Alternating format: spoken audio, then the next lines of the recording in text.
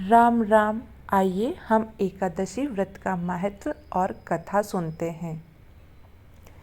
एकादशी का व्रत सभी व्रतों में विशेष महत्व रखता है। मान्यता है कि इस व्रत के प्रभाव से वर्तमान के साथ पिछले जन्म के पाप भी मिट जाते हैं। साथ ही कई पीढ़ियों के पितरों को मोक्ष की प्राप्ति होती है। जो लोग एकादशी का व्रत शुरू करना चाहते हैं वह मार्गशीर्ष माह की उत्पन्ना एकादशी से इसकी शुरुआत कर सकते हैं, क्योंकि शास्त्रों में इसे ही पहली एकादशी माना गया है। इसी दिन एकादशी देवी की उत्पत्ति हुई थी। आइए जानते हैं उत्पन्ना एकादशी व्रत की कथा।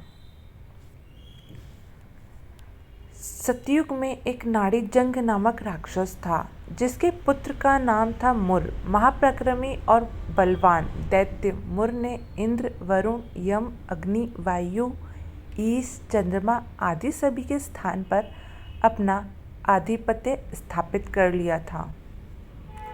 सभी देवता उससे पराजित हो चुके थे। अपनी वीरता लेकर सभी कैलाशपति की शिव की शरण में पहुँचे और सारा वृतांत कहा। देवों के देव महादेव ने देवताओं से इस परेशानी का निवारण के लिए जगत के पालनहार, कष्टों का नाश करने वाले भगवान विष्णु के पास जाने के लिए कहा। मायावी मुर ने स्वर्गलोक पर अपना अधिकार जमा लिया था। सभी देवता उनसे बचने के लिए भागे भागे फिर रहे थे। भोलेनाथ की आज्ञा का पालन करते हुए देवतागण श्रीहरि विष्णु के पास पहुँचे और विस्तार से इंद्र ने अपनी पीड़ा बताई।